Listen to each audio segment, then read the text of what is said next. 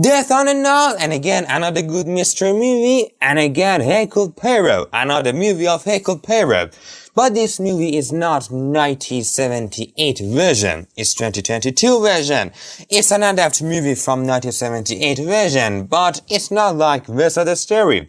The West Side Story 2022, which you can see its review from this link, was exactly and completely adapted from version 1961, but Death on the Nile had some differences, but the story was the same. Anyway, the movie was mystery, and it was the second movie of Poirot franchise, which started with Murder on the Orient Express 2070, and it was very successful in box office, $55 million budget and $352 million box office.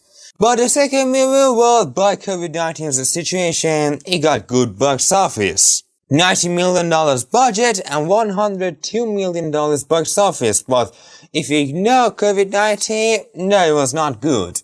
In both movies, Murder on the Orient Express 2017 and Death on the Nile, Kenneth Branagh was one of the producers. He directed the movie, he played as Hercule Poirot. Also in both movies, we had many stars. In the first movie, we had Kenneth Branagh, Penelope Cruz, William Dafoe, Johnny Depp, and Josh Gad.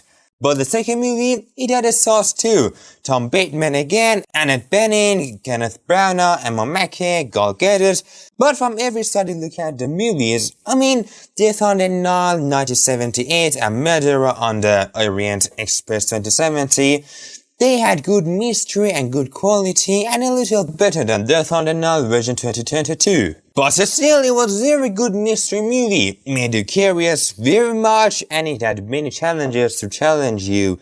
From the beginning of the movie, it makes a big question mark in your head, and during the movie, you just want to give your answer.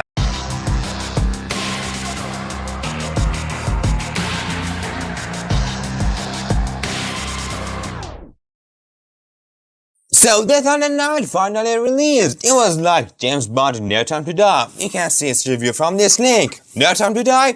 The song came out in 2019 and it's supposed the movie released on that year, 2019. But 2 years after that, the longest James Bond in history came out. Death on the Nile, it's supposed it comes out in December 2019, but 2 years later it came out. Recently I was reading news about the third movie of Hercule Poirot franchise made of Kenneth Branagh. But just God knows when it will be released and how much it will be delayed again, like the second movie, like Death on the Nile. The movie was mystery and it makes to entertain the viewer, make a roll inside the viewer's head and give them a perfect emotional warmth.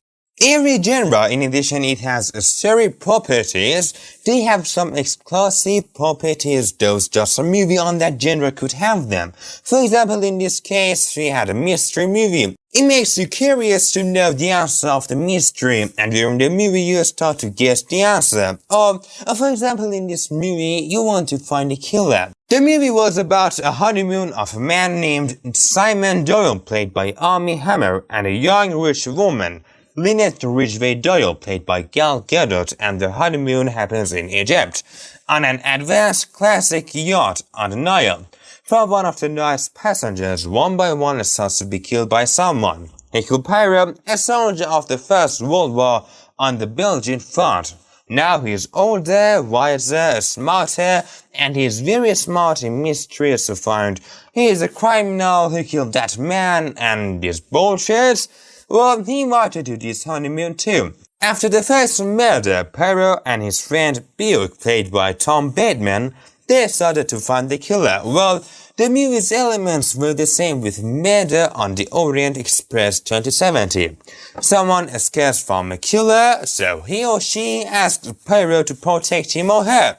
A murder happens, and the story takes place on a moving device, but it was just about elements. The story and the reasons of murders were different with Murder on the Orient Express 2070, but at all both of them had good and exciting story. Well, when you watch the movie, if you really care about the film, all your problems and worries become just to know who's the killer. Branagh, like Steven Spielberg, did something that the movie became his own exclusive movie. I said it in the review of West Side Story. He did something that he can say, Yeah, this is my fucking explosive Mr. Movie. But the thing is those Branagh added to Death on the Nile were less than the things those Spielberg did it with Best of the Story. For example, Branagh chose Salome Otterbone as a jazz singer, but in the novel it was a novelist. For example, well, I'm not so sure about this because I can't completely remember it was at a novel or not. And it was this, that there is an affair called Perrault's mustache. Oh, another thing was about Cold Side of Perrault. That Perrault, in all his life, he had just one love, and it was for the time when he was young as soldier in the First World War. And it was a sort of like Sherlock that Perrault is not sexual too much. It's right, at the beginning of the movie we saw his love, but by this Branagh said Perrault broke him very badly.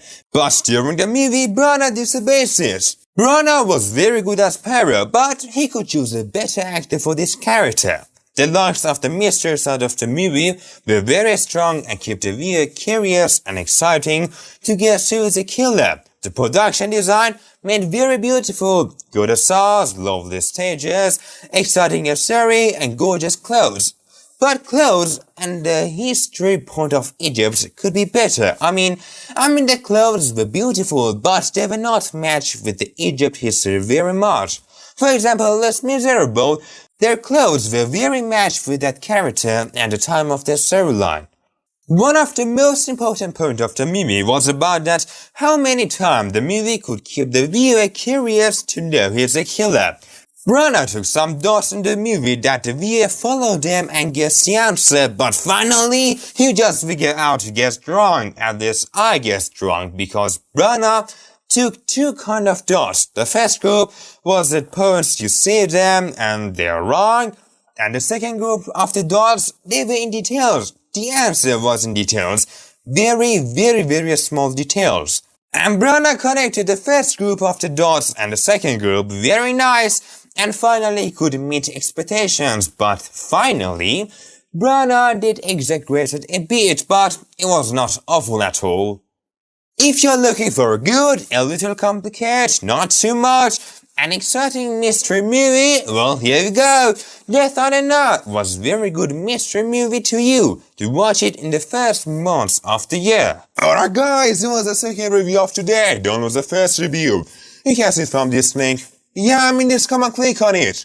So much I to some more reviews. Don't forget to comment which movie you'd like me to have a review for you, and if you didn't like this video till now, do it custom magical energy booster and put the masks on to the next clip.